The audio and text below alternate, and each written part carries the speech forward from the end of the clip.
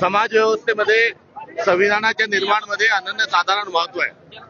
जी परिवर्तनाची, समतेची, बंधुत्वाची, सामाजिक न्यायाची भूमिका आपल्या महान संविधानामध्ये संमेलित झाली,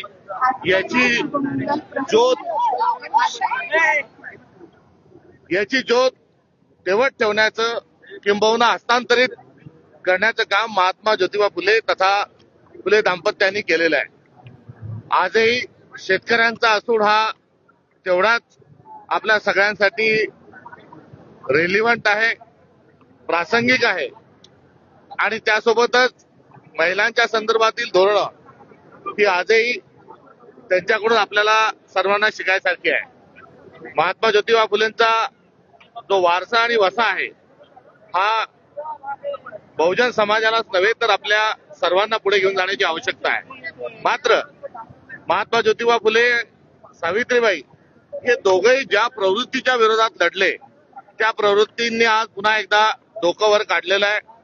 त्यामुळे चतुर्वर्णामधली व्यवस्था पुन्हा लागू करायची आहे.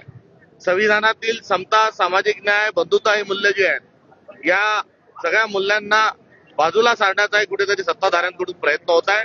आणि आज या निमित्तानं या ठिकाणी प्रांताध्यक्ष या नात्यानं माझ्या सर्व सहकाऱ्यांच्या समेत या ठिकाणी येण्याचं विशेष कारण की महात्मा ज्योतिबा फुलेंचा जो वैचारिक संघर्ष आहे, जो वैचारिक मशाल आहे ती कुठल्याही परिस्थितीत आम्ही सोडणार नाही. आणि आगामी काळात काँग्रेस जी वैचारिक लढाई लढणार आहे त्यामध्ये महात्मा ज्योतिबा फुलेंचा जो आदर्श आहे तो आम्हाला शिरसावंद आहे. एवढंच आज अभिवादन करत असताना या निमित्तानं आपल्याला सांगायचं वाटतंय. महात्मा फुलेंचा जो विचार आहे तो विचार आज पुन्हा एकदा त्या विचाराने संघर्ष करण्याची आवश्यकता आहे. आता ज्या ठिकाणी मंत्री महोदयांनी सांगितलं की पूर्वी तसं होत होतं, आज होत नाही.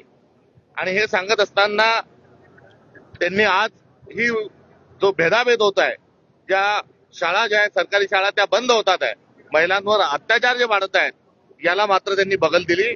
आणि जे अत्याचार होत होते ते का होत होते, कोणत्या विचारसरणीच्या अनुषंगाने होत होते, ती विचारसरणी राष्ट्रीय स्वयंसेवक संघाच्या बंच ऑफ थॉट मध्ये त्या सर्वांचा उल्लेख आहे. नव्हे तर भाजपसाठी त्यांचं बायबल हे बंच ऑफ थॉट आहे आणि त्या थॉट्स मध्ये महिलांनी शिकता कामा नये. जी चतुर्वर्णाची उतरंडी जी आहे ती मान्य केलेली आहे. त्यांनी त्याबाबत जर कटाक्ष टाकला असता किंवा त्याबद्दल जर भाष्य केलं असतं तर अधिक बरे झाले असते.